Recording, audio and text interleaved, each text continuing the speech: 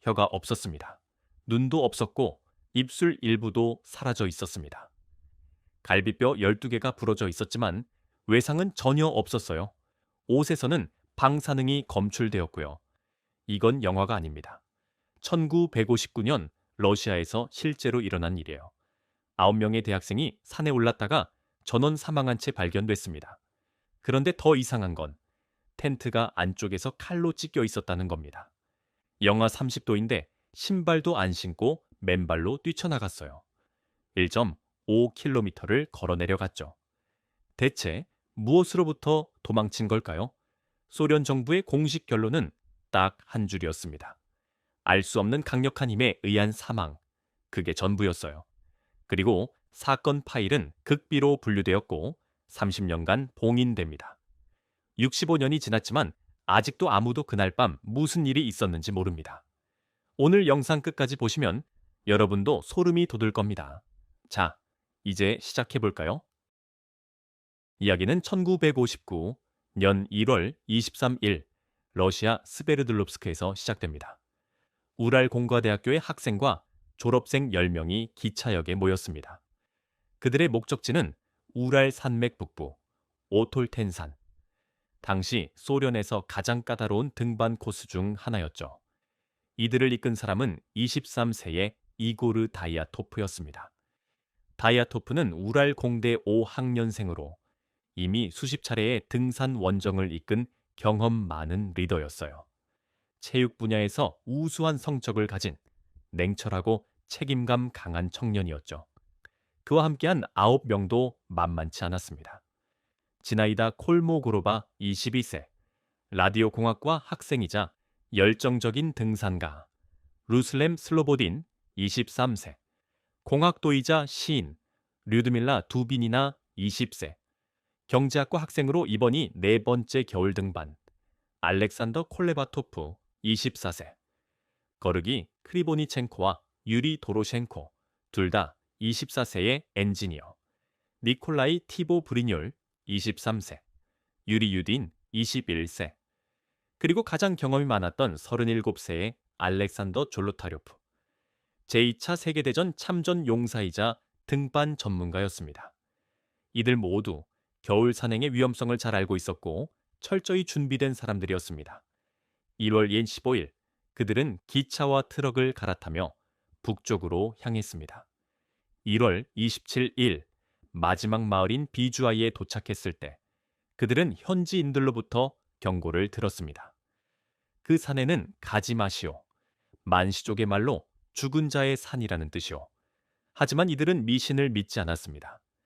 과학과 이성을 믿는 소련의 청년들이었으니까요. 1월 28일 유리 유딘이 급성 관절염으로 하차합니다. 그는 동료들과 작별을 고하고 돌아갔죠. 그는 이 그룹에서 유일한 생존자가 됩니다. 나머지 9명은 설원 속으로 계속 전진했습니다. 그들이 남긴 일기와 카메라 필름이 나중에 회수되었는데요. 거기에는 이렇게 적혀 있었습니다. 1월 30일 일, 날씨가 악화되고 있다.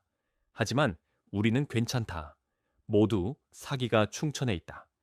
2월 1일 일, 오늘은 숲 지대를 벗어났다. 시야가 트이니 장관이다. 내일이면 홀라트 샤을산 정상에 오를 수 있을 것 같다. 사진들은 그들이 웃고 있는 모습, 눈 속에서 장난치는 모습을 보여줍니다. 행복해 보이는 젊은이들. 2월 1일 오후, 그들은 이상한 결정을 내립니다. 원래 계획은 골짜기에 캠프를 치는 것이었는데 왜인지 그들은 홀라트 샤을산 비탈, 나무 하나 없는 노출된 경사면에 텐트를 설치했습니다. 왜일까요? 경험 많은 등산가들이 왜 이런 위험한 장소를 선택했을까요?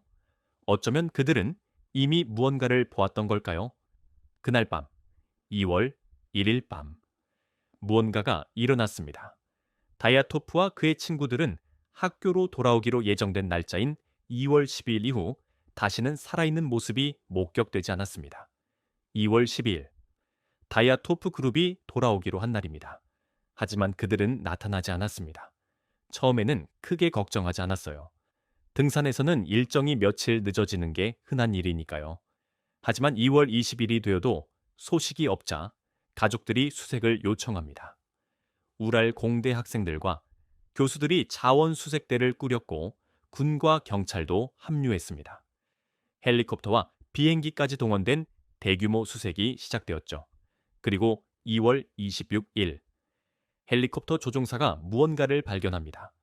눈 덮인 홀라트 샤흘산 비탈에 외로이 서 있는 텐트 하나. 수색대가 도착했을 때 그들은 평생 잊지 못할 광경을 목격하게 됩니다. 텐트는 눈에 반쯤 묻혀 있었고 천이 안쪽에서부터 길게 찢겨 있었습니다. 칼로 베어낸 흔적이 명확했어요. 마치 누군가 미친 듯이 급하게 탈출한 것처럼. 수색대장이 텐트 안을 들여다봤을 때 그의 손이 떨렸다고 합니다. 텐트 안에는 모든 것이 그대로 있었습니다. 배낭 9개, 신발들, 두꺼운 외투들, 식량, 등산 장비, 카메라, 심지어 일기장까지. 아무것도 가져가지 않았어요. 하지만 사람은 한 명도 없었습니다. 그런데 더 기괴한 건 텐트 안이 정돈되어 있었다는 점입니다. 난투극이 벌어진 흔적도 동물의 공격 흔적도 없었어요. 마치 그들이 차분히 앉아 있다가 갑자기 무언가를 보고 텐트를 찍고 뛰쳐나간 것 같았습니다. 조사관들은 텐트 주변의 눈을 조심스럽게 살펴봤습니다. 그리고 발견했죠. 발자국 8개에서 9개, 모두 경사면 아래쪽으로 향하고 있었습니다. 북동쪽 숲이 있는 방향으로요. 발자국을 분석한 결과 일부는 맨발이었고 일부는 양말만 신은 상태였으며 한두 명만 부츠를 신고 있었습니다. 영하 30도가 넘는 한겨울 밤에 그들은 신발도 제대로 신지 않고 텐트 밖으로 뛰쳐나간 겁니다. 무엇이 그들을 그렇게 만들었을까요?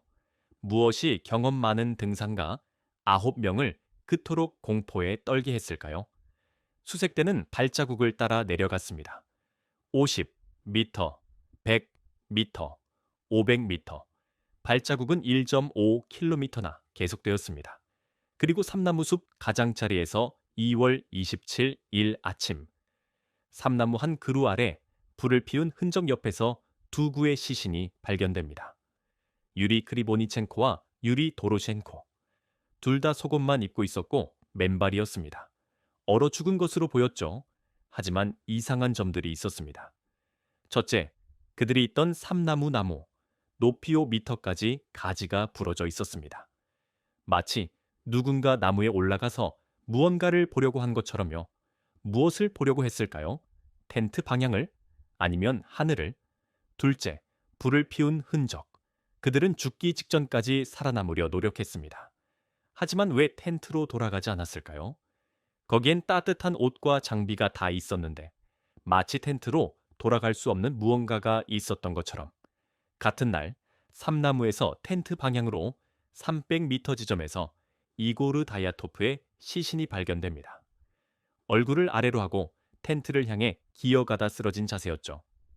그로부터 180m 더 위쪽에서 지나이다 콜모고로바가 발견됩니다. 역시 텐트 방향으로 돌아가다가 쓰러진 채로. 그리고 330m 더 위쪽, 텐트에서 불과 몇백 미터 떨어진 곳에서 루슬렘 슬로보딘이 발견됩니다. 세 사람 모두 텐트로 돌아가려 했습니다. 죽어가면서도요. 하지만 도착하지 못했습니다. 수색대는 이제 5구의 시신을 찾았습니다. 나머지 4명은 어디에 있을까요? 답은 2달이 지나서야 밝혀집니다. 그리고 그 답은 이 사건을 단순한 조난사고에서 인류 역사상 가장 기괴한 미스테리로 바꿔놓습니다. 봄이 왔습니다. 눈이 녹기 시작했죠. 5월 4일 수색대는 첫 번째 시신들이 발견된 삼나무에서 75m 떨어진 계곡에서 수상한 지점을 발견합니다. 눈이 4m 깊이로 꺼져 있었거든요. 그들이 눈을 파헤쳤을 때 나머지 4명이 발견됩니다. 류드밀라 두비인이나 알렉산더 졸로타르프, 알렉산더 콜레바토프, 니콜라이 티보 브리뇰. 이들은 작은 계곡 바닥, 얼어붙은 가을 위에 쓰러져 있었습니다. 처음 5명과 달리 이들은 옷을 더 많이 입고 있었어요. 심지어 죽은 동료들의 옷을 벗겨 입은 흔적도 있었습니다. 두비니나는 크리보니첸코의 바지를 입고 있었고 졸로타르프는 도로셴코의 스웨터 조각을 두르고 있었죠. 하지만 부검이 시작되자 의료진은 경악했습니다. 류드밀라 두비인이나 21세 여성. 부검 결과 양쪽 갈비뼈 12개 중 10개 골절, 심장에 대량 출혈, 알렉산더 졸로타료프 37세 남성. 부검 결과 두개골 골절, 양쪽 갈비뼈 6개 골절, 니콜라이 티보 브리뇰 23세 남성. 부검 결과 두개골 함몰 골절. 담당 의사 보리스 보즈로지덴스키의 공식 소견은 이랬습니다. 이 정도의 손상은 고속 자동차 충돌 사고에서나 볼 수 있는 수준입니다. 엄청난 힘이 가해졌습니다. 마치 폭발에 휘말린 것 같습니다. 그런데 여기서 가장 이상한 점, 외부 외상이 거의 없었다는 겁니다. 타박상도 피부 손상도 거의 없었어요. 그런데 내부는 완전히 파괴되어 있었던 겁니다. 어떻게 이런 일이 가능할까요? 하지만 진짜 소름 돋는 부분은 따로 있습니다. 류드밀라 두비니나의 시신에서 혀가 없었습니다. 뿌리까지 완전히 사라져 있었어요. 눈도, 입술 일부도 사라져 있었습니다. 알렉산더 졸로타르프도 눈이 사라져 있었고요. 검시관은 이것이 사후 손상일 수 있다고 했습니다. 동물이나 부패 때문이라고요. 하지만 다른 연조직은 온전했습니다. 왜 유독 혀와 눈만? 그리고 5월 조사관들은 시신의 옷 일부를 방사능 검사를 위해 보냅니다. 결과가 돌아왔을 때 모두가 충격에 빠졌습니다. 일부 옷에서 정상 수치보다 높은 방사능이 검출된 겁니다. 류드밀라 두비니나의 스웨터에서 베타 방사선이 검출되었고 크리보니첸코의 바지에서도 방사능이 나왔습니다. 왜일까요? 1959년 우랄 산맥 한복판에서 대학생들의 옷에서 왜 방사능이 검출될까요? 잠깐 여기서 모든 증거를 정리해 볼까요? 하나, 텐트가 안쪽에서 찢겨 있었다. 그들은 급하게 탈출했다. 둘, 영하 30도에 신발도 제대로 신지 않고 뛰쳐나갔다. 무언가 극도로 위협적인 것을 봤다. 셋, 텐트에서 1.5km나 떨어진 곳까지 걸어갔다. 적어도 한동안은 움직일 수 있었다. 넷, 일부는 텐트로 돌아가려 했다. 위협이 사라졌다고 판단했거나 너무 추워서 돌아가야만 했다. 다섯, 4명은 심각한 내부 골절로 사망했다. 엄청난 물리적 힘이 가해졌다. 여섯, 외부 상처는 거의 없다. 날카로운 도구나 무기가 아니었다. 일곱, 방사능이 검출되었다. 왜? 여덟, 혀와 눈이 사라졌다. 어떻게? 아홉, 나무에 5m 높이까지 올라간 흔적. 무언가를 보려고 했다. 여러분, 이 모든 걸 설명할 수 있는 단 하나의 원인이 존재할까요? 소련 정부는 3개월간 조사를 진행했습니다. 1959년 5월 28일 공식 조사 결과가 발표됩니다. 알 수 없는 강력한 힘에 의한 사망, 그게 전부였습니다. 사건 파일은 극비로 분류되었고 30년 넘게 봉인되었습니다. 다야토프 고개 일대는 3년간 출입 금지 구역이 되었죠. 왜일까요? 소련 정부는 무엇을 숨기려 했을까요? 65년이 지났습니다. 그동안 수많은 사람들이 이 사건을 연구했어요. 과학자들, 탐정들, 기자들, 그리고 수백만 명의 일반인들까지 모두가 같은 질문을 던졌습니다. 그날 밤 무슨 일이 있었던 걸까? 수십 가지 이론이 제기되었지만 그 어떤 것도 모든 증거를 완벽하게 설명하지 못합니다. 몇 가지 주요 이론을 살펴볼까요? 이론 1. 눈사태. 가장 공식적인 설명입니다. 2020년 스위스 연방공과대학 과학자들이 컴퓨터 시뮬레이션을 돌렸어요. 그 결과 작은 눈사태가 텐트를 덮쳤을 가능성이 있다는 결론을 냈습니다. 눈사태의 압력이라면 내부 골절을 설명할 수 있죠. 그래서 그들이 공포에 질려 텐트를 찢고 탈출했다는 겁니다. 하지만 문제가 있습니다. 첫째, 텐트 주변에 눈사태 흔적이 없었어요. 눈이 쌓인 패턴이 평범했습니다. 둘째, 눈사태였다면 왜 텐트를 안에서 찢었을까요? 입구로 나가면 되잖아요. 셋째, 방사능은 혀가 사라진 건 나무에 5m나 올라간 건. 눈사태 이론은 일부만 설명할 뿐입니다. 이론 2. 카르만 보텍스, 초강풍 현상. 이건 좀 더 흥미로운 이론이에요. 산악 지형에서 특정 조건이 맞으면 카르만 와류라는 특수한 바람 패턴이 발생합니다.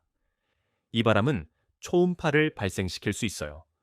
초음파는 인간의 귀에는 들리지 않지만 극심한 불안감과 공포감을 유발할 수 있습니다.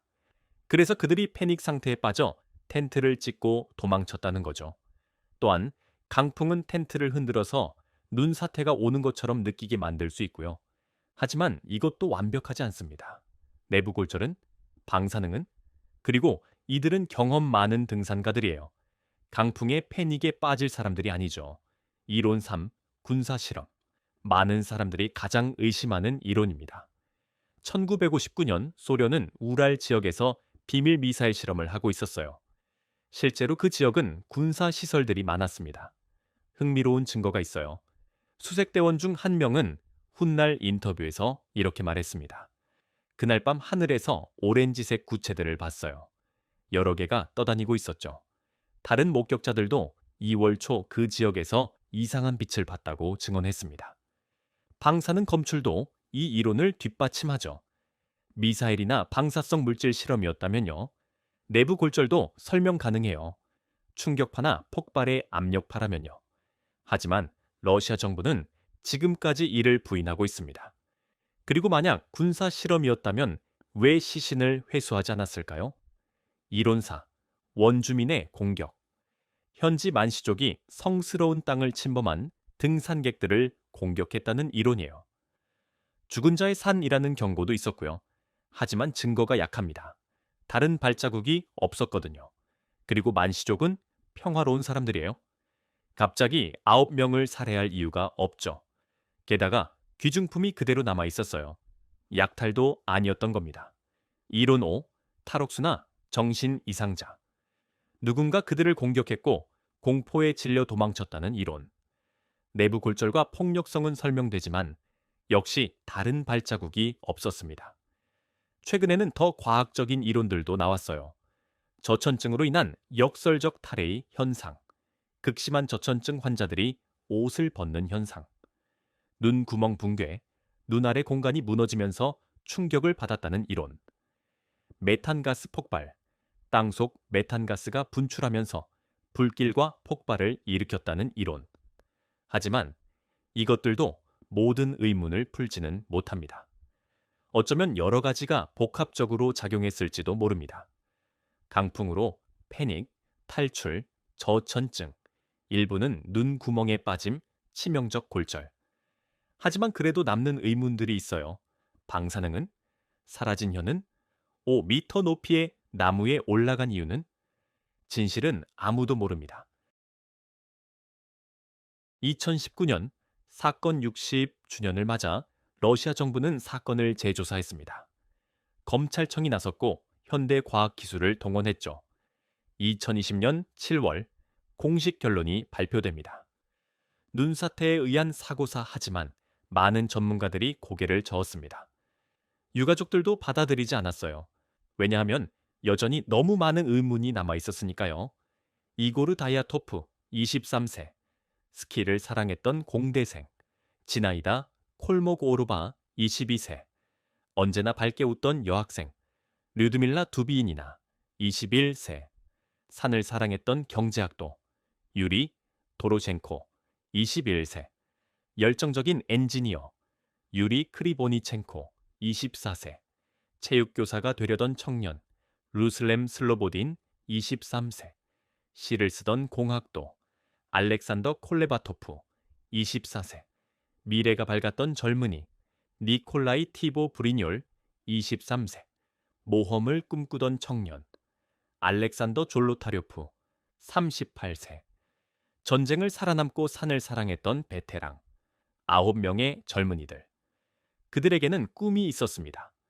졸업하고 직업을 갖고 가정을 꾸리고 더 많은 산을 오르는 꿈, 평범하지만 소중한 꿈들.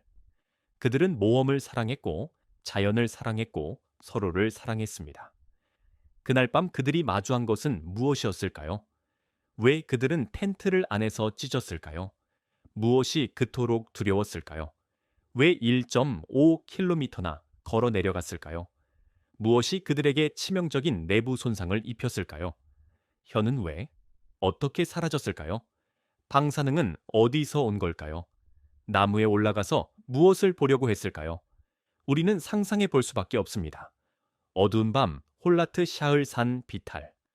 9명의 젊은이들이 텐트 안에서 농담을 나누고 있었을 겁니다. 내일 정상에 오르면 뭘 먹을까? 돌아가면 뭘 할까? 그런 얘기들을요. 그리고 갑자기 무언가가 일어났습니다. 무언가를 봤을까요? 들었을까요? 느꼈을까요? 공포가 그들을 엄습했고 그들은 살기 위해 뛰쳐나갔습니다. 맨발로 속옷 차림으로 영하 30도의 눈 속으로. 그리고 대부분은 다시 돌아오지 못했습니다.